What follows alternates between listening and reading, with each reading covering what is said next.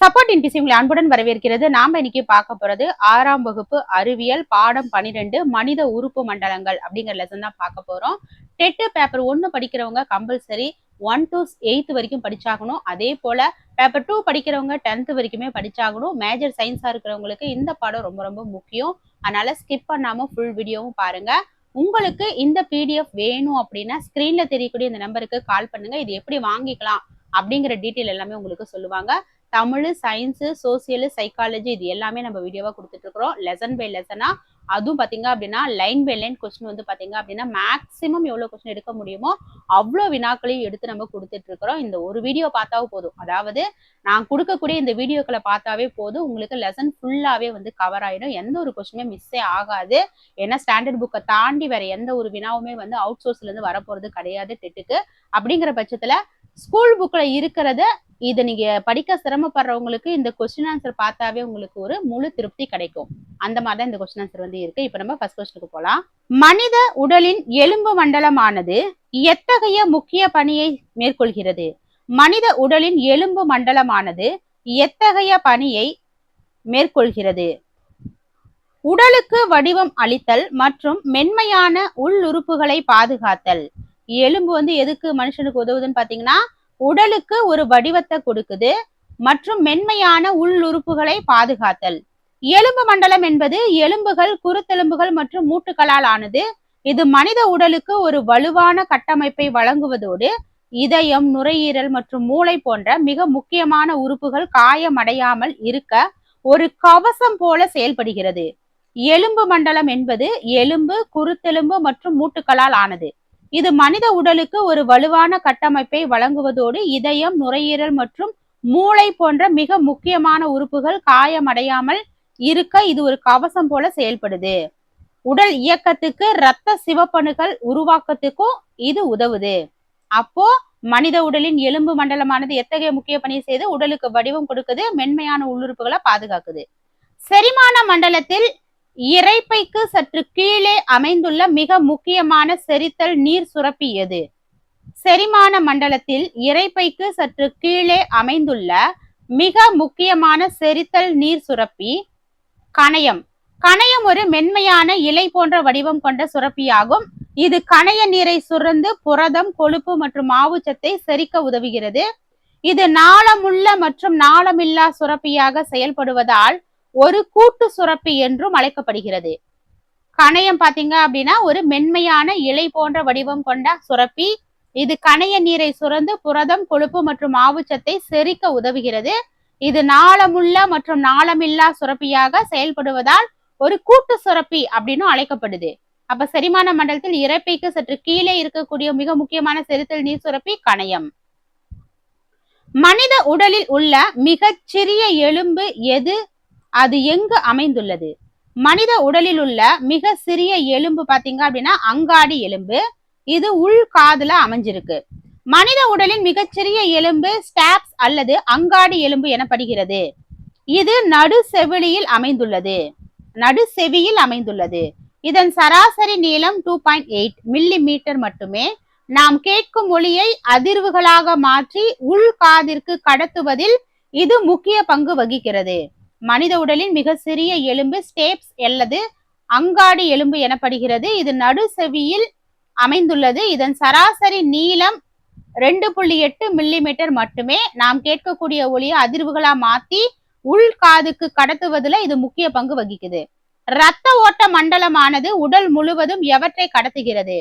இரத்த ஓட்ட மண்டலமானது உடல் முழுவதும் ஆக்சிஜன் மற்றும் செரிமானம் அடைந்த ஊட்டச்சத்துக்கள், கழிவு பொருட்கள் மற்றும் ஹார்மோன்கள், நீர் மற்றும் கனிமங்கள் என்ன எல்லாத்தையுமே இரத்த ஓட்ட மண்டலமானது உடல் முழுவதுமே வந்து கடத்துது.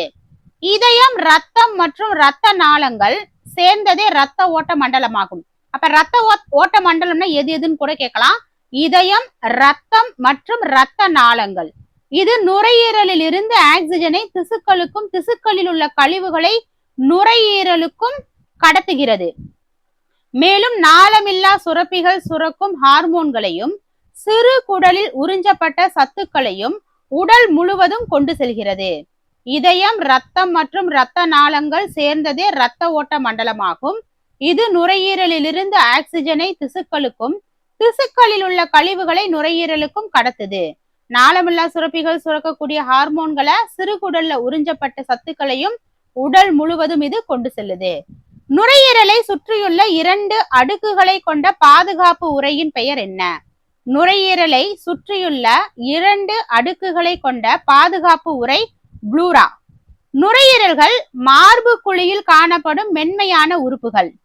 சுவாசிக்கும் போது நுரையீரல் சுருங்கி விரியும் போது மார்பு சுவருடன் உராய்வு ஏற்படாமல் இருக்க ப்ளூரா படலங்களுக்கு இடையே ஒரு திரவம் காணப்படுகிறது. இது நுரையீரலை இயந்திர அதிர்வுகளில் இருந்து பாதுகாக்கிறது. அப்ப நுரையீரலை சுற்றியுள்ள 2 அடுக்குகளை கொண்ட பாதுகாப்பு உறையின் பெயர் ப்ளூரா. உடலில் காயம் ஏற்பட்டு ரத்தம் வெளியேறும் போது அதை உறைய வைத்து இரத்த போக்கை தடுப்பது எது? உடலில் காயம் ஏற்பட்டு ரத்தம் வெளியேறும் போது அதை உறைய வைத்து இரத்த போக்கை தடுப்பது இரத்த தட்டுக்கள். இரத்த தட்டுக்கள் அல்லது த்ரோம்போசைட்டுகள் உட்கரு அற்றவை. இவை இரத்த கசிவு ஏற்படும் இடத்தில் ஒரு வலை போன்ற அமைப்பை உருவாக்கி இரத்தம் வெளியேறுவதை தடுக்கின்றன. 1 கன மில்லி மீட்டர் இரத்தத்தில் சுமார் 2,50,000 முதல் 4 லட்சம் வரை இரத்த தட்டுக்கள் காணப்படும். அப்போ உடலில் காயம் ஏற்பட்டு ரத்தம் வெளியேறும் போது அதை உறைய வைத்து இரத்த போக்கை தடுப்பது இரத்த தட்டுக்கள். செரிமான மண்டலத்தில் உணவு பயணிக்கும் சரியான வரிசையை கண்டறிக. செரிமான மண்டலத்தில் உணவு பயணிக்கும் சரியான வரிசை வாய், உணவு குழாய், இரைப்பை, சிறுகுடல், பெருகுடல், மலவாய். உணவு குழாய் அல்லது செரிமான பாதை என்பது சுமார் 9 மீட்டர் நீளம் கொண்ட ஒரு நீண்ட தசை குழாய் ஆகும். உணவானது வாயில் அரைக்கப்பட்டு உணவு குழாய் வழியாக இரைப்பையை அடைகிறது. பின் சிறுகுடலில் சத்துக்கள் உறிஞ்சப்பட்டு தேவையற்ற கழிவுகள் பெருங்குடல் வழியாக வெளியேற்றப்படுகின்றன. அப்ப வாய், உணவு குழாய், இரைப்பை, சிறுகுடல், பெருகுடல், மலவாய். மனித உடலில் ஓடும் ரத்தம் எத்தகைய திசுவாக வகைப்படுத்தப்படுகிறது? மனித உடலில் உள்ள ரத்தம் திரவ இணைப்பு திசுவாக வகைப்படுத்தப்படுகிறது. ரத்தம் ஏன் இணைப்பு திசு எனப்படுகிறது என்றால், இது உடலின் ஒரு பகுதியை மற்றொரு பகுதியுடன் இணைக்கும் ஊடகமாக செயல்படுகிறது. இது பிளாஸ்மா எனும் திரவ பகுதியையும் அதில் மிதக்கும் இரத்த சிவப்பணுக்கள், வெள்ளை அணுக்கள் மற்றும் தட்டுகளையும் கொண்டுள்ளதால் திரவ இணைப்பு திசு எனப்படுகிறது. ரத்தம் ஏன் இணைப்பு திசு எனப்படுகிறது என்றால், இது உடலின் ஒரு பகுதியை மற்றொரு பகுதியுடன் இணைக்கும் ஊடகமாக செயல்படுகிறது. இது பிளாஸ்மா எனும் திரவ பகுதியையும் அதில் மிதக்கும் இரத்த சிவப்பணுக்கள், வெள்ளை அணுக்கள் மற்றும் தட்டுக்களையும் கொண்டுள்ளதால் இது திரவ இணைப்பு திசுன்னு அழைக்கப்படுது. நமது உடலில் உள்ள தசைகளை எலும்புகளுடன் இணைக்கும் திசுக்களுக்கு என்ன பெயர்? நமது உடலில் உள்ள தசைகளை எலும்புகளுடன் இணைக்கும் திசுக்களுக்கு தசைநார் நாண்கள் என பெயர். தசைநார் நாண்கள் என்பவை அதிக வலிமை கொண்ட இழை போன்ற திசுக்களாகும். இவை ஒரு தசையை எலும்புடன் இணைத்து தசை சுருங்கும் போது எலும்பை இழுத்து இயக்கத்தை உண்டாக்குகின்றன. அதே சமயம் தசை நாண்கள் என்பது ஒரு எலும்பை மற்றொரு எலும்புடன் இணைக்க பயன்படுபவை. முதிர்ச்சி அடைந்த மனிதர்களில் இரத்த சிவப்பணுக்கள் எங்கு தோற்றுவிக்கப்படுகின்றன? முதிர்ச்சி அடைந்த மனிதர்களில் இரத்த சிவப்பணுக்கள் எலும்பு மஞ்சையில் தோற்றுவிக்கப்படுகின்றன. எலும்புகளின் உட்பகுதியில் உள்ள மென்மையான மற்றும் அதிக இரத்த ஓட்டம் கொண்ட திசுவே எலும்பு மஞ்சை ஆகும். குறிப்பாக தொடை எலும்பு மற்றும் மார்பு எலும்புகளில் உள்ள சிவப்பு மஞ்சை பகுதியில் தான் சிவப்பணுக்கள் இடைவிடாமல் உற்பத்தியாகின்றன. எலும்புகளின் உட்பகுதியில் உள்ள மென்மையான மற்றும் அதிக இரத்த ஓட்டம் கொண்ட திசுவே எலும்பு மஞ்சை ஆகும். குறிப்பாக தொடை எலும்பு மற்றும் மார்பு எலும்புகளில் உள்ள சிவப்பு மஞ்சை பகுதியில் தான் சிவப்பணுக்கள் இடைவிடாமல் உற்பத்தியாகின்றன. தொடர்பு படுத்துக. நுரையீரல் சுவாச மண்டலம். அப்ப இதயம் பாத்தீங்க அப்படின்னா இரத்த ஓட்ட மண்டலம். ஒரு மண்டலத்தில் முக்கிய உறுப்பை கொண்டு இது தொடர்பு படுத்தப்பட்டிருக்கு. சுவாச மண்டலத்தின் மைய உறுப்பு நுரையீரல் என்பது போல இரத்த ஓட்ட மண்டலத்தின் மைய உறுப்பு இதயமாகும். இதயம் 4 அறைகளை கொண்ட ஒரு தசை பம்ப் ஆகும். இரத்தத்தில் காணப்படும் வெள்ளை அணுக்களின் முதன்மையான பணி என்ன? இரத்தத்தில் காணப்படும் வெள்ளை அணுக்களின் முதன்மையான பணி நோய் கிருமிகளை அழித்து உடலை பாதுகாத்தல். இரத்த வெள்ளை அணுக்கள் நிறமற்றவை மற்றும் உட்கரு கொண்டவை. இவை உடலின் பாதுகாப்பு படை போல செயல்படுகின்றன. இவை உடலில் நுழையும் தீங்கு விளைவிக்கும் பாக்டீரியாக்களை சூழ்ந்து அழிப்பதன் மூலம் நோய் தொற்றில் இருந்து நம்மை பாதுகாக்கின்றன. அப்ப ரத்தத்தில் காணப்படும் வெள்ளை அணுக்களின் முதன்மையான பணி நோய் கிருமிகளை அழித்து உடலை பாதுகாத்தல்.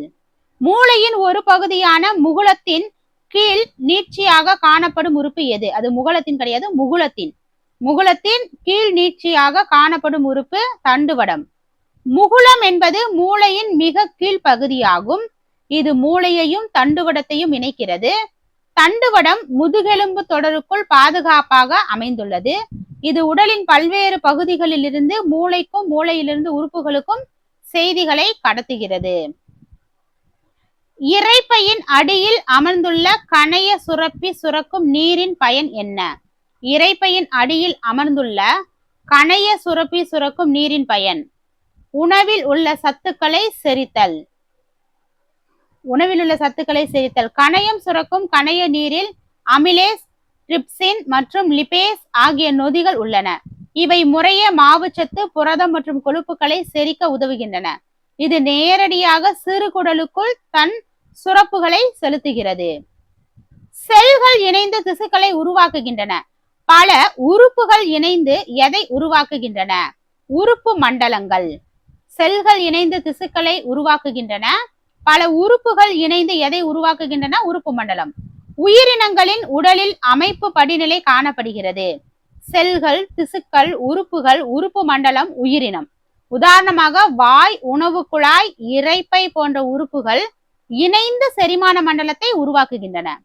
நாம் சுவாசிக்கும் காற்றில் உள்ள தூசிகள் எங்கு வடிகட்டப்படுகின்றன? நாம் சுவாசிக்கும் காற்றில் உள்ள தூசிகள் மூச்சு, நாசிக்குழி. மூக்கின் உட்பகுதியான நாசிக்குழியில் உள்ள சிறிய ரோமங்கள் மற்றும் ஈரப்பதமான கோழை படலம் காற்றில் உள்ள தூசுக்கள் மற்றும் கிருமிகளை தடுத்து நிறுத்துகின்றன. இது நுரையீரலுக்கு செல்லும் காற்றை சுத்தப்படுத்துவதுடன் அதன் வெப்பநிலையையும் சமன்படுத்துகிறது. நரம்பு மண்டலத்தின் அடிப்படை செயல் அலகு நியூரான் என்றால் சிறுநீரகத்தின் அடிப்படை செயல் அலகு எது? நரம்பு மண்டலத்தின் அடிப்படை செயல் அலகு நியூரான் என்றால் சிறுநீரகத்தின் அடிப்படை செயல் அலகு நெப்ரான். ஒவ்வொரு சிறுநீரகத்திலும் சுமார் 10 லட்சம் நுண்குழாய்கள் உள்ளன. இவை நெப்ரான்கள் எனப்படுகின்றன. இவை இரத்தத்தை வடிகட்டி அதிலுள்ள யூரியா போன்ற நச்சுக்களை நீக்கி சிறுநீரை உருவாக்குவதில் முக்கிய பங்கு வகிக்கின்றன. ஒவ்வொரு சிறுநீரகத்திலும் சுமார் 10 லட்சம் நுண்குழாய்கள் உள்ளன. இவை நெப்ரான்கள் எனப்படுகின்றன. இவை இரத்தத்தை வடிகட்டி அதிலுள்ள யூரியா போன்ற நச்சுக்களை நீக்கி சிறுநீரை உருவாக்குவதில் முக்கிய பங்கு வகிக்கின்றன. இதயம் சுருங்கி இரத்தத்தை வெளியேற்றும் அழுத்தத்தை நமது மணிக்கட்டு பகுதியில் உணர முடியும். இதற்கு என்ன பெயர்? இதயம் சுருங்கி இரத்தத்தை வெளியேற்றும் அழுத்தத்தை நமது மணிக்கட்டு பகுதியில் உணர முடியும். இதற்கு நாடி துடிப்பு என பெயர். இதயம் துடிக்கும் போது தமனிகளுக்குள் இரத்தம் அதிவேகமாக பாயும். இந்த தாளகதி அதிர்வை மணிக்கட்டு பகுதியில் உள்ள ரேடியல் தமனியில் உணரலாம். ஒரு ஆரோக்கியமான மனிதனுக்கு நிமிடத்திற்கு 72 முதல் 80 முறை நாடி துடிப்பு இருக்கும். மனித மூளையானது கீழ்கண்ட எதனால் பாதுகாப்பாக மூடப்பட்டுள்ளது? மண்டையோடு. மண்டையோடு என்பது 22 எலும்புகளால் ஆன ஒரு உறுதியான பெட்டி போன்ற அமைப்பாகும். இது உடலின் மிக மென்மையான உறுப்பான மூளையை அதிர்ச்சிகளில் இருந்தும் காயங்களில் இருந்தும் பாதுகாக்கிறது. மூளைக்கும் மண்டையோட்டுக்கும் இடையே மெனிஞ்சஸ் எனும் 3 அடுக்கு உறைகளும் காணப்படுகின்றன. மார்பு கூட்டின் உட்புறம் நுரையீரல்களுக்கு இடையில் அமைந்துள்ள நாளமில்லா சுரப்பி எது? மார்பு கூட்டின் உட்புறம் நுரையீரல்களுக்கு இடையில் அமைந்துள்ள நாளமில்லா சுரப்பி தைமஸ் சுரப்பி. தைமஸ் சுரப்பி இள வயதினருக்கு பெரிதாகவும் வயது முதிரும் போது சிறியதாகவும் மாறும். இது டி லிம்போசைட்டுகள் என்னும் நோய் எதிர்ப்பு செல்களை முதிர்ச்சி அடைய செய்து நோய் தொற்றுக்கு எதிராக போராட உடலை தயார்படுத்துகிறது. மார்பு கூட்டின் உட்புறம் நுரையீரல்களுக்கு இடையில் அமைந்துள்ள நாளமில்லா சுரப்பி தைமஸ் சுரப்பி. இதுல வந்து கூடுதல் தகவல்கள் எல்லாமே கொஞ்சம் பெருசா தான் இருக்கும். ஏன்னா லெசன் வந்து நீங்க நார்மலா படிக்கிறத விட இதெல்லாம் கொஞ்சம் தெரிஞ்சுக்கிட்டா திரும்ப திரும்ப கேட்கும்போது இது உங்களுக்கு வந்து ஒரு நிறைய கொஸ்டின் வந்து இருக்கு அப்படிங்கறத நீங்க புரிஞ்சுக்கணும், அதை நல்லா தெரிஞ்சுக்கணும், லெசனோட படிச்ச மாதிரி இருக்கணுங்கிறதுக்காக தான் கூடுதல் தகவல்கள் கொஞ்சம் சேர்த்தி கொடுத்திருக்கேன். நமது முழங்கையை மடக்கும் செயலில் ஈடுபடும் முக்கியமான தசை எது? நமது முழங்கையை மடக்கும் செயலில் ஈடுபடும் முக்கியமான தசை இருதலை தசைகள். கையின் மேல் பகுதியில் இருதலை தசைகள் மற்றும் முத்தலை தசைகள் உள்ளன. நாம் கையை மடக்கும் போது பைசெப்ஸ் சுருங்கி கையை உயர்த்துகிறது. தசைகள் எப்போதும் இணையாக செயல்படுவதால் மட்டுமே உடல் இயக்கம் சாத்தியமாகிறது. செரிமானம் அடைந்த உணவிலிருந்து ஊட்டச்சத்துக்கள் இரத்தத்தால் எங்கு உறிஞ்சப்படுகின்றன? செரிமானம் அடைந்த உணவிலிருந்து ஊட்டச்சத்துக்கள் இரத்தத்தால் சிறுகுடலில் உறிஞ்சப்படுகின்றன. சிறுகுடல் சுமார் 5 முதல் 7 மீட்டர் நீளம் கொண்டது. இதன் உள் சுவரில் உள்ள குடல் உறிஞ்சிகள் என்னும் விரல் போன்ற நீட்சிகள் உறிஞ்சும் பரப்பை அதிகரிக்கின்றன. இங்குதான் பெரும்பாலான சத்துக்கள் இரத்தத்தில் கலந்து உடல் முழுவதும் செல்கின்றன. சிறுகுடல் சுமார் 5 முதல் 7 மீட்டர் நீளம் கொண்டது. சுவரில் உள்ள குடல் உறிஞ்சிகள் என்னும் விரல் போன்ற நீட்சிகள் உறிஞ்சும் பரப்பை அதிகரிக்குது. இங்கதான் பெரும்பாலான சத்துக்கள் ரத்தத்தில் கலந்து உடல் முழுவதும் செல்லுது. நம் காதுகள் உடலை சமநிலையில் வைக்க உதவுகின்றன. அதே போல உடலின் வெப்பநிலையை சீராக வைப்பது எது? நம் காதுகள் உடலை சமநிலையில் வைக்க உதவுகிறது. அதே போல உடலின் வெப்பநிலையை சீராக வைப்பது ரத்தம் மற்றும் தோல். நமது உடல் வெப்பநிலையை 37 டிகிரி செல்சியஸ் என்ற அளவில் வைத்திருக்க தோல் பெரும்பங்கு வகிக்கிறது. வெப்பம் அதிகமாகும் போது வியர்வை சுரப்பிகள் மூலம் நீர் வெளியேறி குளிர்ச்சியை தருகிறது. ரத்தம் வெப்பத்தை உடல் முழுவதும் சமமாக பகிர்ந்து பரவ செய்கிறது. கழிவு நீக்க மண்டலத்தில் சிறுநீர் உருவாகி வெளியேறும் பாதையின் சரியான முறை எது? கழிவு நீக்க மண்டலத்தில் சிறுநீர் உருவாகி வெளியேறும் பாதையின் சரியான முறை சிறுநீரகம், சிறுநீர் குழாய், சிறுநீர் பை, சிறுநீர் புறவழி. சிறுநீரகம், சிறுநீர் குழாய், சிறுநீர்ப்பை, சிறுநீர்ப்புறவழி.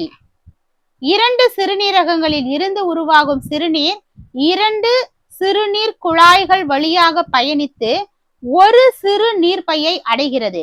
அங்கு சேகரிக்கப்பட்ட சிறுநீர் அவ்வப்போது சிறுநீர் புறவழி வழியாக வெளியேற்றப்படுகிறது.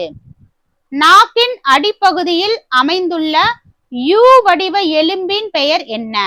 நாக்கின் அடிப்பகுதியில் அமைந்துள்ள யூ வடிவ எலும்பின் பெயர் ஹயாய்டு எலும்பு.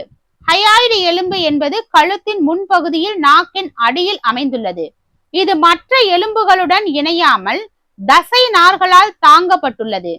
இது பேசவும் உணவை விழுங்கவும் நாக்கிற்கு ஆதாரமாக செயல்படுகிறது. அப்போ யூ வடிவ எலும்பின் பெயர், நாக்கின் அடிப்பகுதியில் இருக்கக்கூடிய யூ வடிவம் வந்து ஹயாய்டு எலும்பு. நாளமில்லா சுரப்பிகள் சுரக்கும் வேதி பொருட்களுக்கு என்ன பெயர்? நாளமில்லா சுரப்பிகள் சுரக்கும் வேதி பொருட்களுக்கு ஹார்மோன்கள் என பெயர். ஹார்மோன்கள் என்பது வேதியியல் தூதுவர்கள் எனப்படுகின்றன. ஹார்மோன்கள் என்பது வேதியியல் தூதுவர்கள் எனப்படுகின்றன. இவை நாளமில்லா சுரப்பிகளால் நேரடியாக இரத்தத்தில் சுரக்கப்படுகின்றன. இவை உடலின் வளர்ச்சி, இனப்பெருக்கம் மற்றும் வளர்ச்சிதை மாற்றத்தை கட்டுப்படுத்துகின்றன. செரிமானத்தின் முடிவில் அதிகப்படியான குளுக்கோஸ் கல்லீரலில் எவ்வடிவில் சேமிக்கப்படுகிறது? செரிமானத்தின் முடிவில் அதிகப்படியான குளுக்கோஸ் கல்லீரலில் எவ்வடிவில் சேமிக்கப்படுகிறது? கிளைகோஜன். உடல் தனது உடனடி தேவைக்கு குளுக்கோஸை பயன்படுத்தி கொள்ளும். மீதமுள்ள அதிகப்படியான குளுக்கோஸை இன்சுலின் ஹார்மோன் உதவியுடன் கல்லீரல் கிளைகோஜனாக மாற்றி சேமித்து வைக்கிறது. நுரையீரல் தமனிகள் குறித்து சரியான கூற்றை தேர்க. நுரையீரல் தமனிகள் குறித்து சரியான கூற்று. இவை இதயத்திலிருந்து நுரையீரலுக்கு ஆக்சிஜன் குறைந்த இரத்தத்தை கொண்டு செல்கின்றன. பொதுவாக தமனிகள் ஆக்சிஜன் நிறைந்த சுத்த இரத்தத்தை சுமக்கும். ஆனால் நுரையீரல் தமனி மட்டும் அசுத்த இரத்தத்தை சுமக்கும் ஒரே விதிவிலக்காகும். இது இரத்தத்தை சுத்திகரிக்க நுரையீரலுக்கு கொண்டு செல்லப்படுகிறது. தமனிகளையும் சிரைகளையும் இணைக்கக்கூடிய மிக மெல்லிய இரத்த குழாய்களுக்கு என்ன பெயர்? தமனிகளையும் சிரைகளையும் இணைக்கக்கூடிய மிக மெல்லிய இரத்த குழாய்களுக்கு இரத்த நுண்குழாய்கள் என பெயர். தமனிகளையும் சிரைகளையும் இணைக்கக்கூடிய மிக மெல்லிய இரத்த குழாய்களுக்கு என்ன பெயர்? இரத்த நுண்குழாய்கள். இவை சுமார் 8 மைக்ரான் விட்டம் கொண்ட மிக நுண்ணிய குழாய்கள். இதன் சுவர்கள் ஒரு அடுக்கு செல்களால் ஆனவை. இதன் வழியாகத்தான் இரத்தத்தில் உள்ள ஆக்சிஜன் மற்றும் சத்துக்கள் திசுக்களுக்கு ஊடுருவி செல்கின்றன.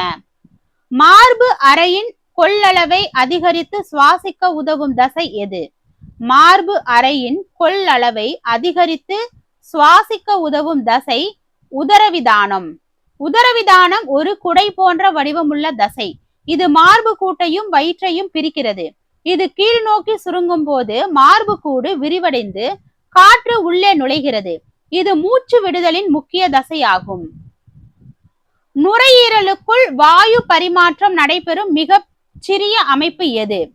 நுரையீரலுக்குள் வாயு பரிமாற்றம் நடைபெறும் மிக சிறிய அமைப்பு நுண்காற்று பைகள். மூச்சு கிளை குழல்களின் நுனியில் திராட்சை கொத்து போன்ற நுண்காற்று பைகள் உள்ளன. அங்குதான் காற்றில் உள்ள ஆக்சிஜன் இரத்தத்திற்கு மாற்றப்பட்டு இரத்தத்தில் உள்ள கார்பன் டை ஆக்சைடு வெளிக்காற்றுக்கு மாற்றப்படுகிறது. அப்போ நுரையீரலுக்குள் வாயு பரிமாற்றம் நடைபெறும் மிக சிறிய அமைப்பு நுண்காற்று பைகள். சூரிய ஒளி வைட்டமின் என அழைக்கப்படுவது எது? சூரிய ஒளி வைட்டமின் டி.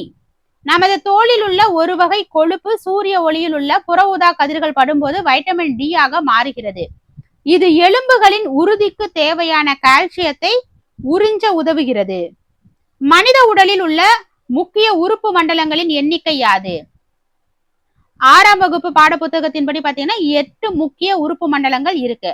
அது எலும்பு, தசை, செரிமான, சுவாச, இரத்த ஓட்ட, நரம்பு, நாளமில்லா மற்றும் கழிவு நீக்க மண்டலம், உயிரியல் ரீதியாக இனப்பெருக்க மண்டலத்தையும் சேர்த்து மொத்தம் 11 மண்டலங்கள் பொது அறிவியல்ல குறிப்பிடப்படுது.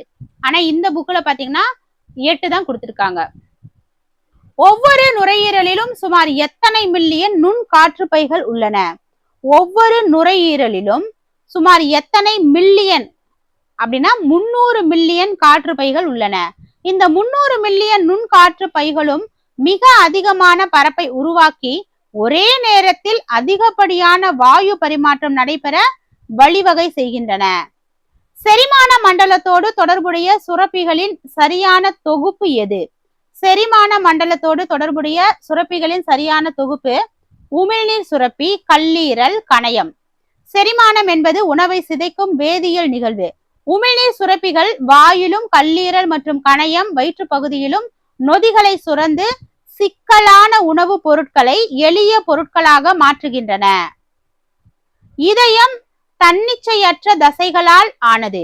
இதற்கு என்ன பெயர்? இதயம் தன்னிச்சையற்ற தசைகளால் ஆனது. இவை நமது கட்டுப்பாடின்றி தானாகவே இயங்கும். இதய தசைகள் தனித்துவமானவை. இவை நாம் விரும்பினாலும் விரும்பாவிட்டாலும் ஒரு சீரான தாளகதியில் இயங்கிக் கொண்டே இருக்கும். இவை வாழ்நாள் முழுவதும் சோர்வடையாமல் இயங்கும் தன்மை கொண்டவை. கண்ணின் முன்பகுதியில் உள்ள ஒளி ஊடுருவக்கூடிய மெல்லிய படலத்திற்கு என்ன பெயர்? கண்ணின் முன்பகுதியில் உள்ள ஒளி ஊடுருவக்கூடிய மெல்லிய படலத்திற்கு கார்னியா என்று பெயர். கார்னியா கண்ணின் ஜன்னல் போன்றது. இது ஒளியை உள்நோக்கி வளைத்து பிம்பம் சரியாக விழுவதை உறுதி செய்கிறது. இது இரத்த நாளங்கள் இல்லாத ஒரு திசுவாகும். இதெல்லாம் ஒரு கொஸ்டினா கேட்கலாம். அப்போ கண்ணின் முன்பகுதியில் உள்ள ஒளி ஊடுருவக்கூடிய மெல்லிய படலம் தான் கார்னியா. அமைப்பின் அடிப்படையில் மனித மூளையின் 3 முக்கிய பிரிவுகள் யாவை? அமைப்பின் அடிப்படையில் மனித மூளையின் 3 முக்கிய பிரிவுகள் முன்மூளை, நடுமூளை, பின்மூளை. மூளையை அதன் இருப்பிடத்தின் அடிப்படையில் 3ஆக பிரிக்கலாம். முன்மூளை, பெருமூளை மற்றும் தலாமஸ் போன்ற பகுதிகள், அதாவது சிந்தனை, உணர்வு. நடுமூளை பாத்தீங்கன்னா பார்வை, கேட்டல், ஒருங்கிணைப்பு. பின்மூளை சிறுமூளை மற்றும் முகுளம். அது முகுளம் கிடையாது, முகுளம். உடல் சமநிலை, சுவாசத்துக்கு அது உதவுது. இதய துடிப்பு மற்றும் மூச்சு விடுதல் போன்ற அத்தியாவசிய செயல்பாடுகளை கட்டுப்படுத்தும் மூளையின் பகுதி எது? இதய துடிப்பு மற்றும் மூச்சு விடுதல் போன்ற அத்தியாவசிய செயல்பாடுகளை கட்டுப்படுத்தும் மூளையின் பகுதி முகுளம்.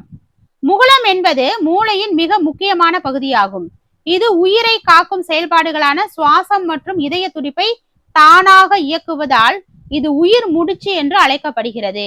இதய துடிப்பு, மூச்சு விடுதல் போன்ற அத்தியாவசிய செயல்பாடுகளை கட்டுப்படுத்தும் மூளையின் பகுதி முகுளம்.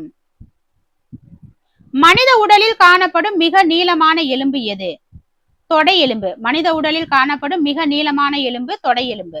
தொடை எலும்பு அல்லது பீமர் உடலின் மிக வலிமையான மற்றும் நீளமான எலும்பாகும். இது உடலின் முழு எடையை தாங்கி கால்களின் இயக்கத்திற்கு உதவுகிறது.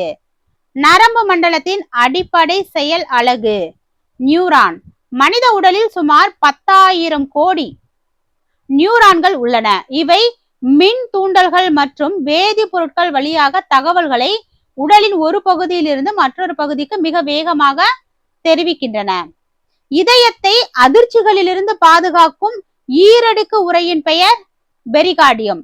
இதயத்தை பெரிகார்டியம் என்பது ஒரு பாதுகாப்பு பையாகும். இதன் இரு அடுக்குகளுக்கு இடையே உள்ள திரவம் இதயம் சுருங்கி விரியும் போது ஏற்படும் உராய்வை குறைத்து இதயம் விரிவடைவதை ஓரளவிற்கு கட்டுப்படுத்துகிறது. அப்போ இதயத்தை அதிர்ச்சிகளிலிருந்து பாதுகாக்கும் ஈரடுக்கு உறை பெரிகார்டியம். மனித உடலில் உள்ள தசைகளின் வகைகள் எத்தனை? மனித உடலில் உள்ள தசைகளின் வகை 3. எலும்பு தசை, இயங்கும் தசைகள், கை கால். மென்மையான தசைகள், இயங்கா தசை, சிறுகுடல் சுவர்கள். இதய தசைகள், தானாக இயங்குபவை. மொத்தம் 3. இயங்கும் தசைகள், மென்மையான தசைகள், அப்புறம் தானாக இயங்கும் தசைகள்னு 3 வகையா இருக்கு. ஒரு சராசரி ஆரோக்கியமான மனிதனின் நாடி துடிப்பு 72 முதல் 80 முறை நிமிடத்துக்கு துடிக்கும். இதயத்தின் சுருக்கமும் விரிவும் அதன் இரத்த நாளங்களில் ஒரு அதிர்வை உண்டாக்கும். இதையே நாம் நாடி துடிப்பு என்கிறோம்.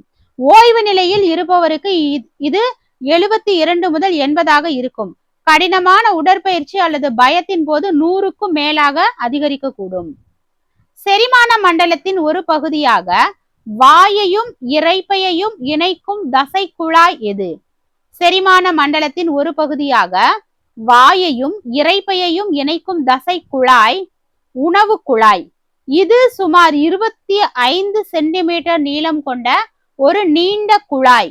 நாம் விழுங்கும் உணவு இரத்த பாதையில் அலை போன்ற ஒருவித தசை சுருக்க இயக்கத்தின் மூலமே இரைப்பையை அடைகிறது. இதில் எந்த விதமான செரிமான நொதில்களும் சுரப்பதில்லை.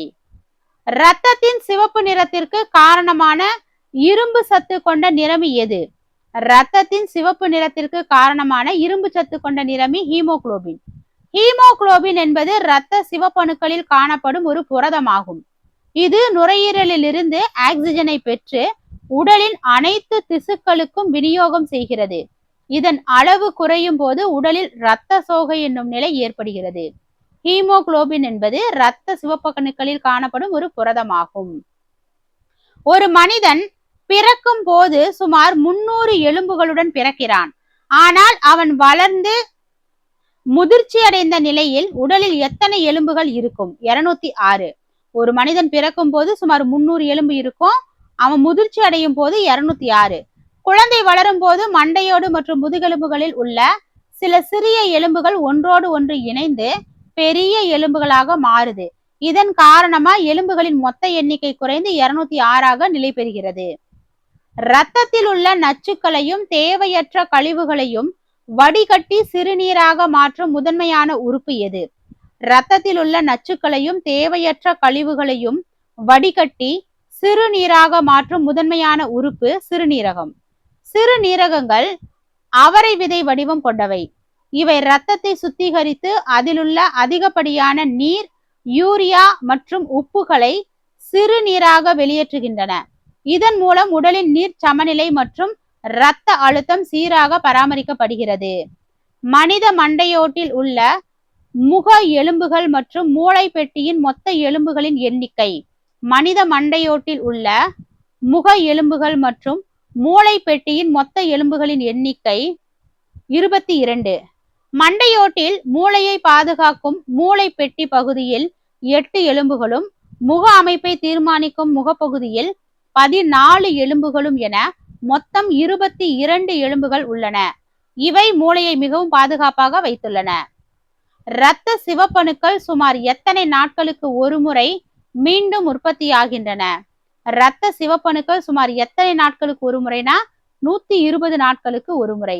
இரத்த சிவப்பணுக்கள் உட்கரு இல்லாத செல்கள் ஆகும். இவை சுமார் 120 நாட்கள் வாழ்ந்த பிறகு மண்ணீரலில் அழிக்கப்படுகின்றன. புதிய செல்கள் எலும்பு மஞ்சையில் தொடர்ந்து உற்பத்தியாகி இரத்தத்தில் கலக்கின்றன.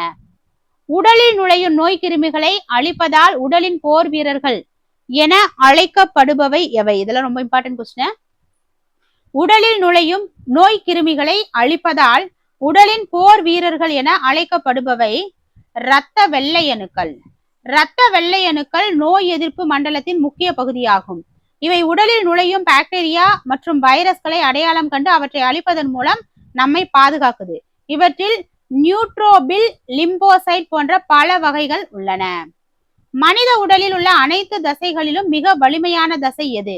மனித உடலில் உள்ள அனைத்து தசைகளிலும் மிக வலிமையான தசை தாடை தசை.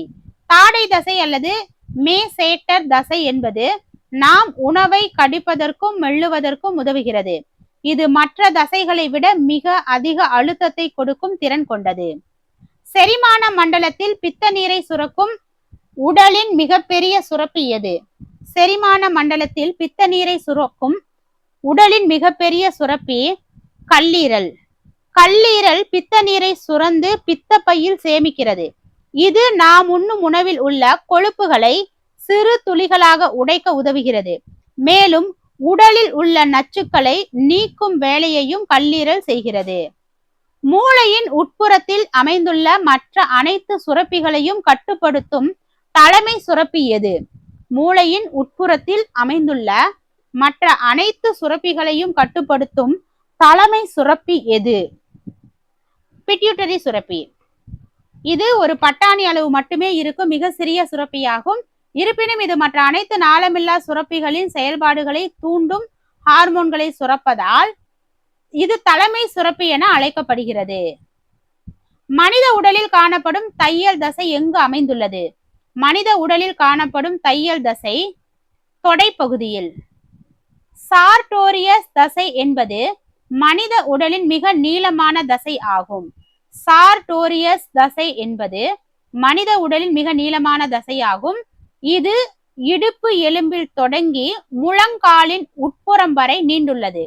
நாம் காலை மடக்கி சம்மணமிட்டு உட்கார இந்த தசை உதவுவதால் இதற்கு தையல் தசை என்று பெயர்.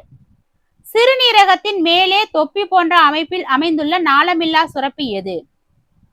சிறுநீரகத்தின் மேலே தொப்பி போன்ற அமைப்பில் அமைந்துள்ள நாளமில்லா சுரப்பியே அட்ரினல் சுரப்பி. ஒவ்வொரு சிறுநீரகத்தின் மேற்பகுதியிலும் ஒரு அட்ரினல் சுரப்பி உள்ளது. இவை அவசர காலங்களில் பயம், கோபம், மன அழுத்தம் அட்ரினலின் என்னும் ஹார்மோனை சுரக்குது. இதனால் இவை அவசர கால சுரப்பிகள் அல்லது பறக்கும் சண்டையிடும் சுரப்பிகள் என அழைக்கப்படுகின்றன. இது எல்லாமே ஒவ்வொரு கேள்வியா எதை கேட்பாங்க?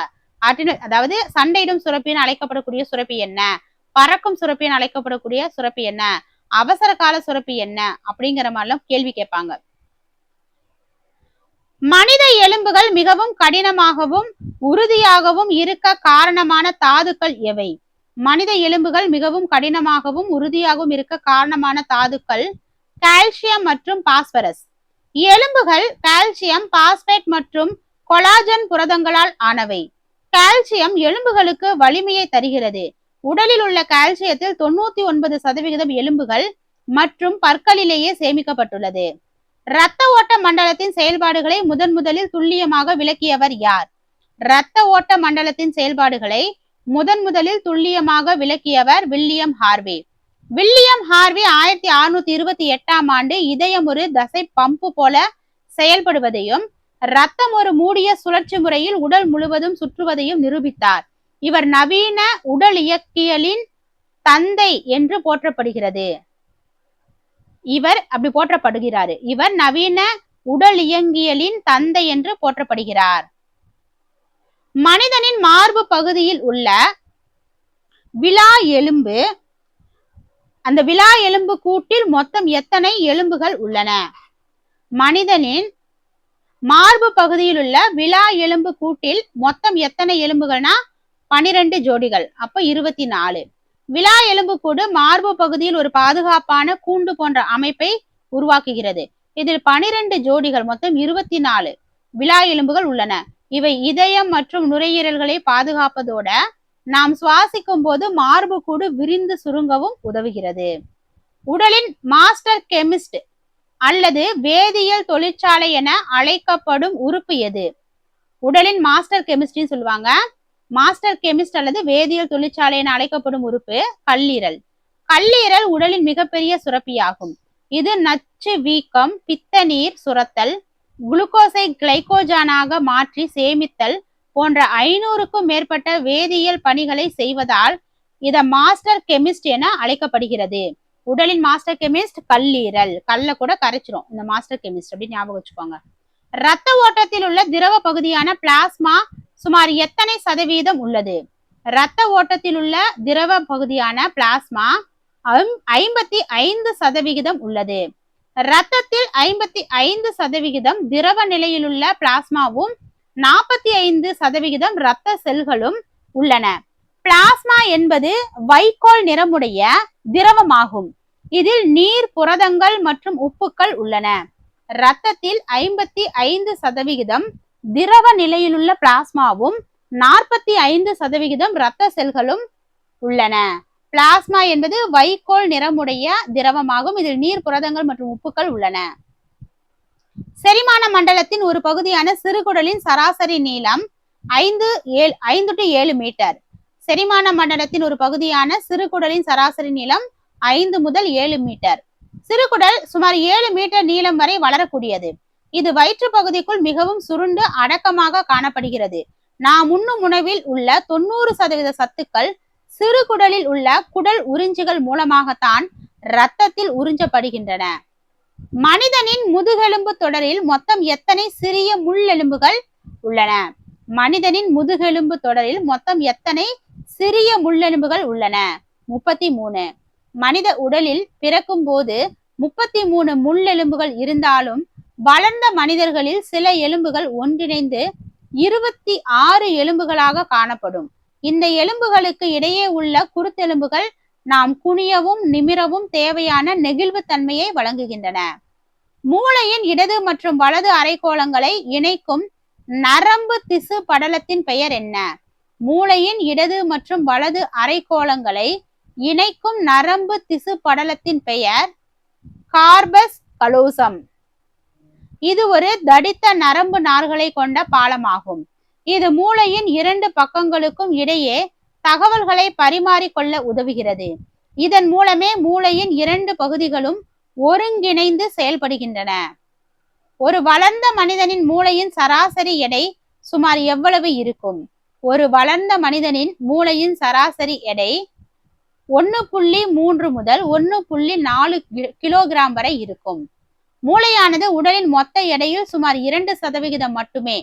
ஆனால் உடலுக்கு தேவைப்படும் மொத்த ஆக்சிஜன் மற்றும் குளுக்கோஸில் 20% மூளை மட்டுமே பயன்படுத்துகிறது.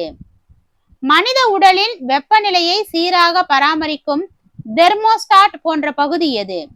மனித உடலின் வெப்பநிலையை சீராக பராமரிக்கும் தெர்மோஸ்டாட் போன்ற பகுதி ஹைபோதலாமஸ். ஹைபோதலாமஸ் முன் மூளையின் ஒரு பகுதியாகும். இது உடலின் வெப்பநிலையை 37 டிகிரி செல்சியஸில் நிலையாக வைத்திருக்க உதவுகிறது. மேலும் பசி, தாகம், உறக்கம் மற்றும் உணர்ச்சிகளை கட்டுப்படுத்துவதிலும் இதற்கு முக்கிய பங்கு உண்டு. செரிக்கப்படாத உணவில் உள்ள அதிகப்படியான நீரையும் தாது உப்புக்களையும் உறிஞ்சும் பகுதி எது? செரிக்கப்படாத உணவில் உள்ள அதிகப்படியான நீரையும் தாது உப்புக்களையும் உறிஞ்சும் பகுதி பெருங்குடல். பெருங்குடல் சுமார் 1.5 மீட்டர் நீளம் கொண்டது. சிறுகுடலில் சத்துக்கள் உறிஞ்சப்பட்ட பிறகு வரும் மீதமுள்ள கழிவுகளில் இருந்து நீரை உறிஞ்சி கழிவுகளை திண்மமாக, அதாவது மலமாக மாற்றுகிறது. அப்போ செரிக்கப்படாத உணவில் உள்ள அதிகப்படியான நீரையும் தாது உப்புக்களையும் உறிஞ்சும் பகுதி பெருங்குடல். கண்ணின் விழித்திரை என்பது எத்தகைய செயல்பாட்டை செய்கிறது? கண்ணின் விழித்திரை ரெட்டினா பிம்பத்தை உருவாக்கி நரம்பு தூண்டலாக மாற்றுதல். பிம்பத்தை உருவாக்கி நரம்பு தூண்டலாக மாற்றுதல். விழித்திரை என்பது கண்ணின் உட்புறத்தில் உள்ள ஒளி உணர் படலமாகும். ஒளினா லைட். இது கேமராவின் பிலிம் போல செயல்படுகிறது. இங்கு விழும் பிம்பங்கள் மின் தூண்டல்களாக மாற்றப்பட்டு பார்வை நரம்பு வழியாக மூளைக்கு தெரிவிக்கப்படுகின்றன. நமது உடலில் உள்ள எலும்புக்கூடு மண்டலம் எத்தனை பிரிவுகளாக பிரிக்கப்பட்டுள்ளது? நமது உடலில் உள்ள எலும்புக்கூடு மண்டலம் எத்தனை பிரிவுகளாக பிரிக்கப்பட்டுள்ளது? 2 அச்சு மற்றும் இணையுறுப்பு அப்படின்னு எலும்புக்கூடா பிரிக்கப்பட்டிருக்கு. அச்சு எலும்புக்கூடு மண்டையோடு முதுகெலும்பு, விலா எலும்பு 80 எலும்புகள். இணையுறுப்பு எலும்புக்கூடுனா கை, கால் எலும்புகள் மற்றும் இடுப்பு வளையங்கள். மொத்தம் 126 எலும்புகள். ஆக மொத்தம் ஒரு வளர்ந்த மனித உடலில் 206 எலும்புகள் உள்ளன. 80 + 126. இரத்த சிவப்பணுக்களின் அறிவியல் பெயர் என்ன? எரித்ரோசைட்டுகள். இரத்த சிவப்பணுக்களின் அறிவியல் பெயர் எரித்ரோசைட்டுகள். எரித்ரோ என்பது கிரேக்க மொழியில் சிவப்பு என்று பொருள். இவை வட்டு வடிவம் கொண்டவை. இவற்றில் உட்கரு கிடையாது. அதனால் அதிகப்படியான ஆக்சிஜனை சுமந்து செல்ல முடிகிறது. அப்ப இரத்த சிவப்பணுக்களின் அறிவியல் பெயர் எரித்ரோசைட்டுகள். இரத்த வெள்ளை அணுக்களின் அறிவியல் பெயர் என்ன? லியூகோசைட்டுகள். வெள்ளை அணுக்கள் லியூகோசைட்டுகள். லியூகோ என்றால் வெள்ளை அல்லது நிறமற்றது என்று பொருள். இவை சிவப்பணுக்களை விட அளவில் பெரியவை. இவை அமீபா போன்ற வடிவத்தை கொண்டவை மற்றும் உட்கருவை உடையவை. தசை மண்டலம் எதனால் உருவாக்கப்பட்ட ஒரு அமைப்பாகும்? தசை மண்டலம் தசை நார்களால் உருவாக்கப்பட்டது. இந்த தசை நார்கள் எனப்படும் நீண்ட செல்களால் தசைகள் உருவானவை. இவை சுருங்கி விரியும் தனித்துவமான பண்பை பெற்றுள்ளன. இந்த சுருக்கம் மற்றும் விரிவடைதல் மூலமே உடலின் அனைத்து இயக்கங்களும் சாத்தியமாகின்றன. மனித உடலின் பாதுகாப்பு அரணாக செயல்படும் பரப்பளவில் மிகப்பெரிய உறுப்பு எது? மனித உடலின் பாதுகாப்பு அரணாக செயல்படும் பரப்பளவில் மிகப்பெரிய உறுப்பு தோல். தோல் என்பது பரப்பளவில் உடலின் மிகப்பெரிய உறுப்பாகும். இது கிருமிகள் உள்ளே நுழைவதை தடுப்பதுடன் வைட்டமின் டி தயாரிக்கிறது, உடல் வெப்பத்தை ஒழுங்குபடுத்துகிறது மற்றும் தொடு உணர்வை வழங்குகிறது. மனித உடல் பாதுகாப்பான அரணாக செயல்படக்கூடியது தோல் தான். அது கேட்பாங்க. மனித பாதுகாப்பான அரணாக செயல்படும் பரப்பளவில் மிகப்பெரிய உறுப்புனா தோல். கழுத்து பகுதியில் H வடிவில் அமைந்துள்ள வளர்ச்சிதை மாற்றத்தை கட்டுப்படுத்தும் சுரப்பி எது? கழுத்து பகுதியில் H வடிவில் அமைந்துள்ள வளர்ச்சிதை மாற்றத்தை கட்டுப்படுத்தும் சுரப்பி தைராய்டு சுரப்பி. தைராய்டு சுரப்பி தைராக்சின் என்னும் ஹார்மோனை சுரக்கிறது.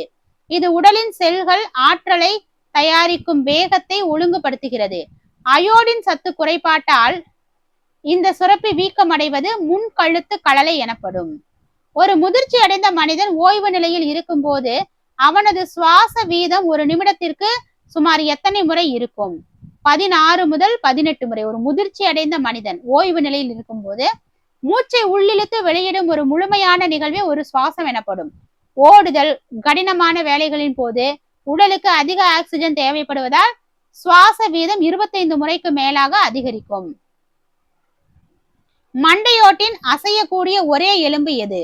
மண்டையோட்டின் அசையக்கூடிய ஒரே எலும்பு கீழ்த்தாடை எலும்பு. மண்டையோட்டில் உள்ள 22 எலும்புகளில் கீழ்த்தாடை எலும்பு மட்டுமே அசையக்கூடியது. இது நாம் உணவை மெல்ல பேச உதவுது. மற்ற எலும்புகள் அனைத்தும் தையல் போன்ற மூட்டுகளால் நிலையாக இணைக்கப்பட்டுள்ளன. தமனிகள் பொதுவாக எந்த இரத்தத்தை சுமந்து செல்கின்றன? தமனிகள் பொதுவாக ஆக்சிஜன் மிகுந்த சுத்த இரத்தத்தை சுமந்து செல்கின்றன. தமனிகள் இதயத்திலிருந்து இரத்தத்தை உடல் உறுப்புகளுக்கு எடுத்து செல்பவை. இவற்றின் சுவர் தடிமனாக இருக்கும். நுரையீரல் தமனி மற்றும் அசுத்த இரத்தத்தை சுமக்கும் ஒரே விதிவிலக்காகும். நுரையீரல் தமனி மற்றும் அசுத்த இரத்தத்தை சுமக்கும் ஒரே விதிவிலக்காகும். சிரைகள் பொதுவாக எந்த இரத்தத்தை சுமந்து செல்கின்றன? சிரைகள் கார்பன் டை ஆக்சைடு மிகுந்த அசுத்த இரத்தத்தை சுமந்து செல்கின்றன. ஏன்னா அசுத்தமானவங்க தான் சிறைச்சாலையில இருப்பாங்க. சிரைகள் உடலின் பல்வேறு பகுதிகளில் இருந்து இரத்தத்தை மீண்டும் இதயத்திற்கு கொண்டு வருபவை. இவற்றின் சுவர் மெல்லியதாக இருக்கும். நுரையீரல் சிரை மட்டும் சுத்த இரத்தத்தை சுமக்கும் ஒரே விதிவிலக்காகும்.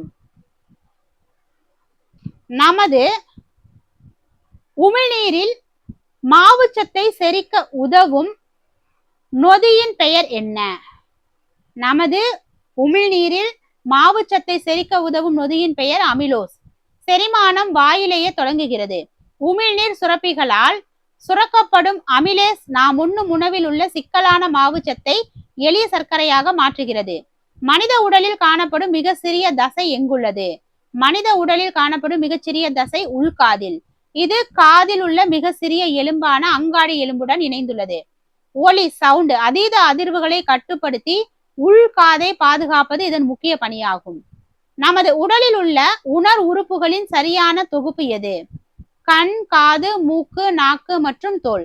கண், காது, மூக்கு, நாக்கு, தோல் நமது உடலில் உள்ள உணர் உறுப்புகள். கண்கள், காது, மூக்கு, நாக்கு, தோல்.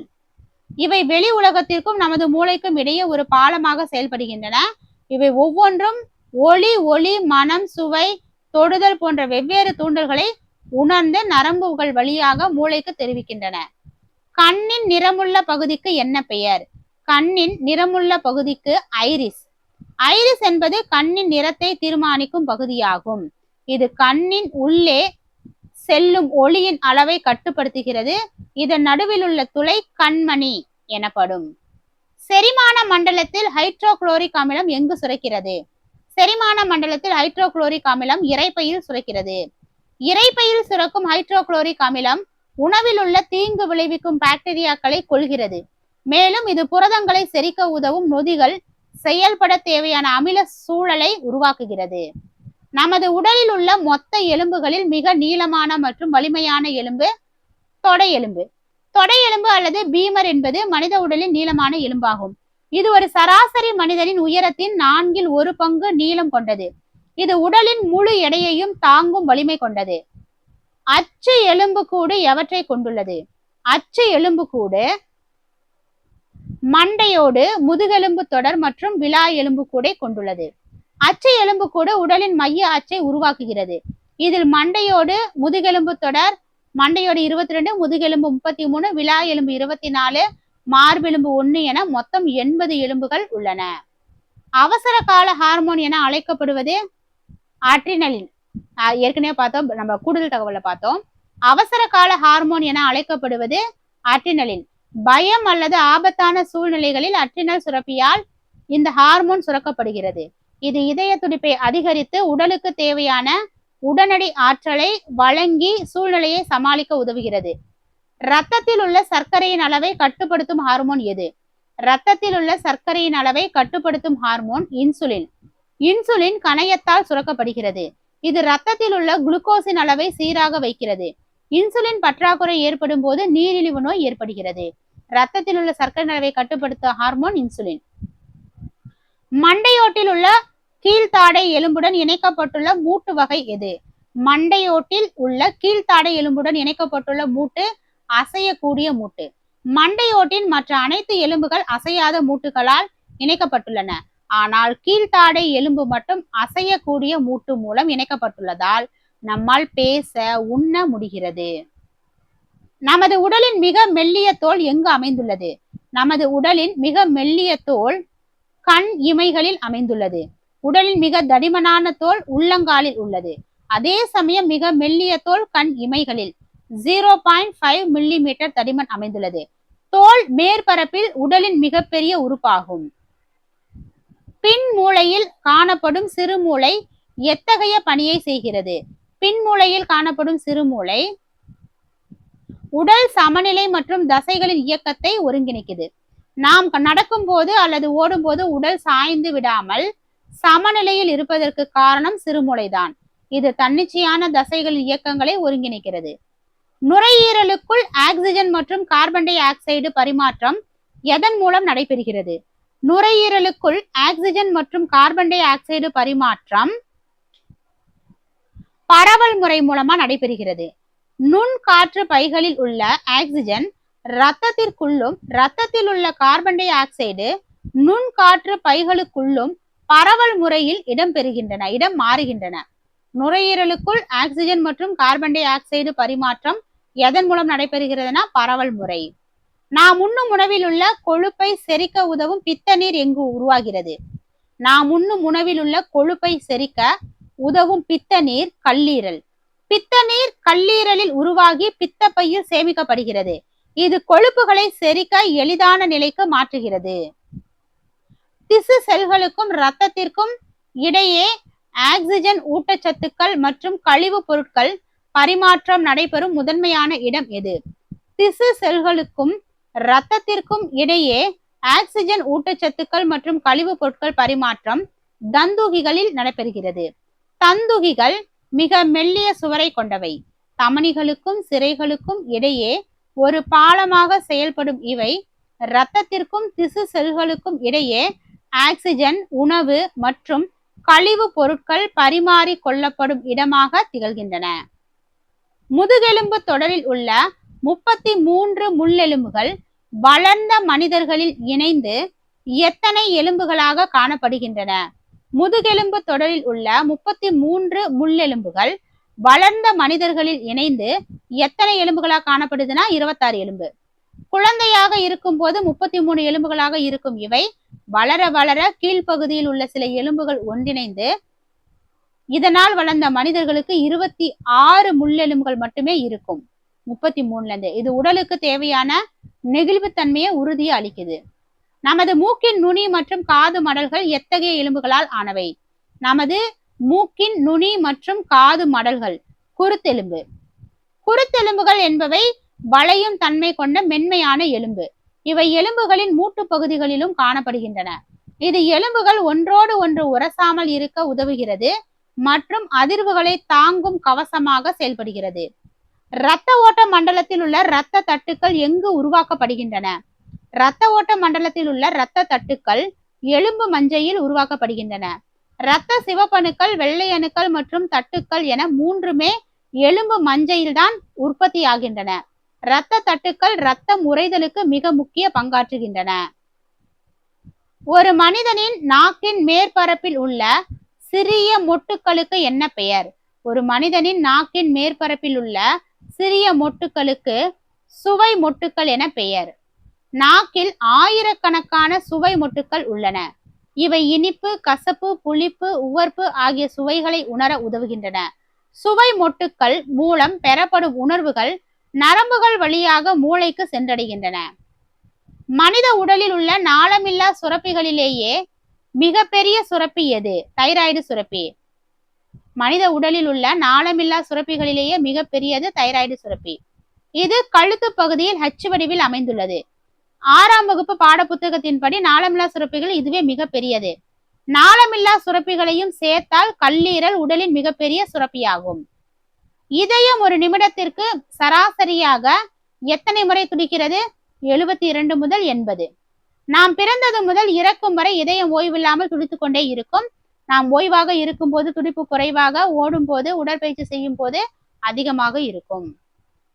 மனித உடலில் காணப்படும் மிக கடினமான பொருள் எது? மனித உடலில் காணப்படும் மிக கடினமான பொருள் பற்களின் எனாமல். எனாமல் என்பது பற்களின் மேற்பகுதியை பாதுகாக்கும் வெள்ளை நிற படலமாகும். இது எலும்பை விட அதிக வலிமை கொண்ட ஒரு வேதியியல் பொருளாகும். இது பற்கள் தேய்மானம் அடையாமல் இருக்க பாதுகாக்கிறது. இரத்த ஓட்ட மண்டலத்தில் உள்ள சிரைகள் எங்கு இரத்தத்தை கொண்டு செல்கின்றன? இரத்த ஓட்ட மண்டலத்தில் உள்ள சிரைகள் இதயத்திற்கு இரத்தத்தை கொண்டு செல்கின்றன. சிரைகள் உடலின் பல்வேறு பகுதிகளிலிருந்து அசுத்த இரத்தத்தை சேகரித்து மீண்டும் இதயத்திற்கு கொண்டு வருகின்றன. இதில் நுரையீரல் சிரை மட்டும் விதிவிலக்காக சுத்த இரத்தத்தை சுமக்கும். நரம்பு மண்டலத்தின் எந்த பகுதி தன்னிச்சையற்ற செயல்பாடுகளை கட்டுப்படுத்துகிறது? நரம்பு மண்டலத்தின் எந்த பகுதி தன்னிச்சையற்ற செயல்பாடுகளை கட்டுப்படுத்துகிறதுனா தண்டுவடம்.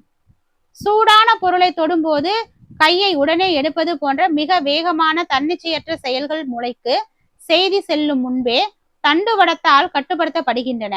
இது உடலுக்கு ஏற்படும் ஆபத்தை தடுக்க உதவுகிறது. சிறு நீரகங்களில் நீர் மீண்டும் உறிஞ்சப்படுவதை ஒழுங்குபடுத்தும் வாசோபிரசின் ஹார்மோனை வெளியிடும் சுரப்பி எது? சிறுநீரகங்களில் நீர் மீண்டும் உறிஞ்சப்படுவதை ஒழுங்குபடுத்தும் வாசோபிரசின் ஹார்மோன் வெளியிடும் சுரப்பி பிட்யூட்டரி. இந்த ஹார்மோன் உண்மையில் ஹைப்போதலாமஸில் உருவாகிறது.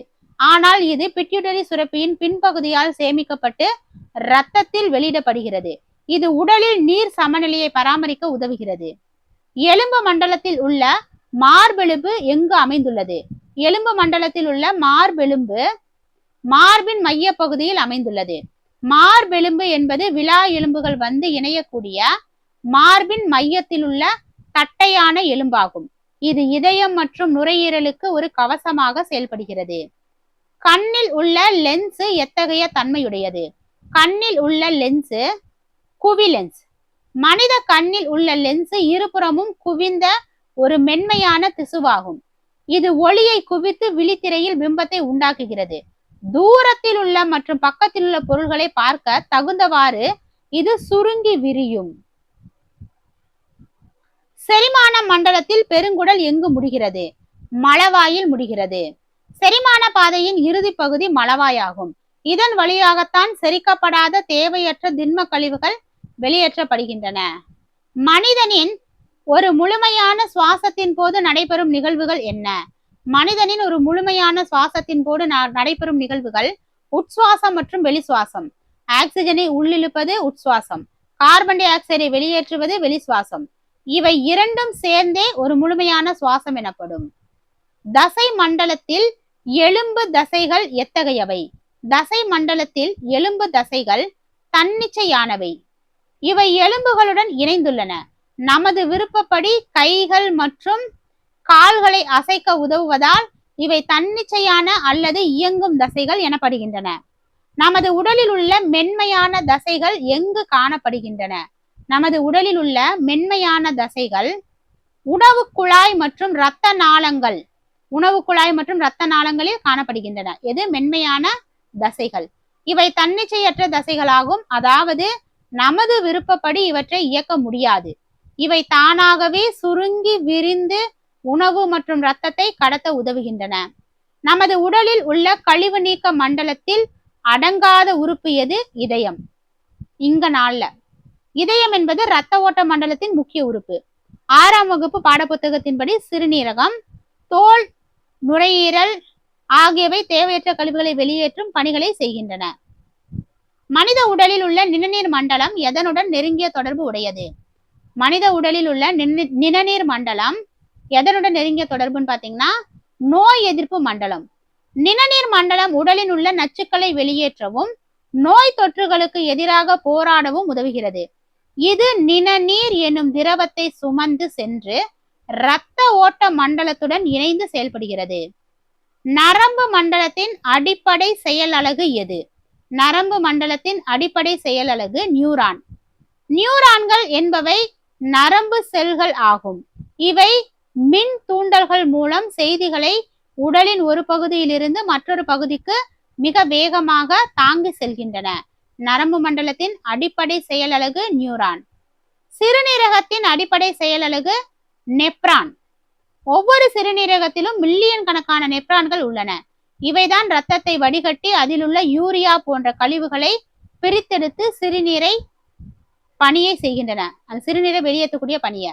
சுவாச மண்டலத்தில் குரல் வளை என்பது எங்கு அமைந்துள்ளது? மூச்சு குழாயின் தொடக்கத்தில். குரல் வளையை ஒளிப்பெட்டி என்றும் அழைப்பார்கள். இதனுள் இருக்கும் குரல் நாண்கள் வழியாக காற்று செல்லும் போது ஏற்படும் அதிர்வுகள் மூலமே நாம் பேசும் மொழி உருவாகிறது. மனித உடலில் உள்ள மிக நீளமான நரம்பு எது? மனித உடலில் உள்ள மிக நீளமான நரம்பு சியாடிக் நரம்பு. இது இடுப்பு பகுதியிலிருந்து தொடங்கி பாதம் வரை நீண்டுள்ளது. இது உடலின் மிக நீளமான மற்றும் தடிமனான நரம்பு ஆகும். இது கால்களின் இயக்கத்தை கட்டுப்படுத்துகிறது. இது இடுப்பு பகுதியிலிருந்து தொடங்கி பாதம் வரை நீண்டுள்ளது. இது உடலின் மிக நீளமான தடிமனான நரம்பு. இதயத்தை சுற்றியுள்ள பாதுகாப்பு உறையின் பெயர் என்ன? இதயத்தை சுற்றியுள்ள பாதுகாப்பு உறையின் பெயர் பெரிகார்டியம். இதயம் பெரிகார்டியம் என்னும் ஈரடுக்கு உறையால் பாதுகாக்கப்படுகிறது. இந்த அடுக்குகளுக்கு இடையே உள்ள பெரிகார்டியல் திரவம் இதயம் துடிக்கும் போது ஏற்படும் அதிர்ச்சிகளில் இருந்தும் மற்றும் உராய்வில் இருந்தும் அதை காக்கிறது. நுரையீரலை சுற்றியுள்ள பாதுகாப்பு உறையின் பெயர் ப்ளூரா. நுரையீரல்கள் மென்மையான உறுப்புகள் என்பதால் ப்ளூரா என்னும் ஈரடுக்கு உறை மற்றும் அதனுள் இருக்கும் திரவம் நுரையீரலுக்கு பாதுகாப்பினை வழங்குகிறது.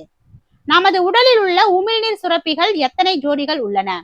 நமது உடலில் உள்ள உமிழ்நீர் சுரப்பிகள் 3 ஜோடிகள். மேலெண்ண சுரப்பி, நாவடி சுரப்பி மற்றும் தாடையடி சுரப்பி என மொத்தம் 3 ஜோடி உமிழ்நீர் சுரப்பிகள் வாயில் உள்ளன. இவை உணவை மென்மையாக்க, மாவுசத்தை செரிக்க உதவுகின்றன. எலும்புகளை தசைகளுடன் இணைக்கும் திசுக்களுக்கு என்ன பெயர்? எலும்புகளை தசைகளுடன் இணைக்கும் திசுக்களுக்கு தசை நாண்கள் என பெயர். தசை நாண்கள் என்பவை மிக வலிமையான நார்கள் போன்ற திசுக்கள். இவை தசைகள் சுருங்கும் போது எலும்புகளை இழுத்து அசைக்க உதவுகின்றன. எலும்பை எலும்புடன் இணைப்பது தசை நாண்கள். இரண்டு எலும்புகள் சந்திக்கும் இடத்திற்கு என்ன பெயர்? இரண்டு எலும்புகள் சந்திக்கும் இடத்திற்கு மூட்டு. மூட்டுக்கள் உடலின் பல்வேறு இயக்கங்களுக்கு உதவுகின்றன. இவை அசையாத மூட்டுக்கள் மற்றும் அசையும் மூட்டுக்கள் என இரு வகைப்படும். அசையாத மூட்டுக்கு மண்டையோடு எடுத்துக்காட்டு, அசையும் மூட்டுக்கு தோள்பட்ட முழங்கால் எடுத்துக்காட்டு. ஒரு ஆரோக்கியமான மனித உடலில் உள்ள சராசரியாக எத்தனை லிட்டர் ரத்தம் இருக்கும்? ஒரு ஆரோக்கியமான மனித உடலில் சராசரியாக 5 லிட்டர், சுமார் 5 லிட்டர் ரத்தம் இருக்கும். வளர்ந்த மனிதனின் உடலில் சுமார் 5 லிட்டர், 4 முதல் 6 லிட்டர் வரை ரத்தம் இருக்கும். இரத்தமானது ஆக்சிஜன், ஊட்டச்சத்துக்கள் மற்றும் ஹார்மோன்களை உடல் முழுவதும் கடத்த உதவுகிறது. 121 கொஸ்டின் ஃபுல்லாவே முடிஞ்சிருச்சு. இதோட இந்த லெசன் முடியுது. இதனுடைய PDF உங்களுக்கு வேணும் அப்படின்னா ஸ்கிரீன்ல தெரியக்கூடிய இந்த நம்பருக்கு கால் பண்ணுங்க. இதை எப்படி வாங்கிக்கலாம் அப்படிங்கிற டீட்டெயில் உங்களுக்கு சொல்லுவாங்க. இந்த லெசன்ல ஃபுல்லாவே கவர் ஆயிடுச்சு. இதே போல அடுத்த லெசன்ல பார்க்கலாம். இந்த வீடியோ உங்களுக்கு எந்த அளவுக்கு பயனுள்ளதா இருந்தது அப்படிங்கிறத மறக்காம கமெண்ட் பண்ணுங்க. தேங்க்யூ.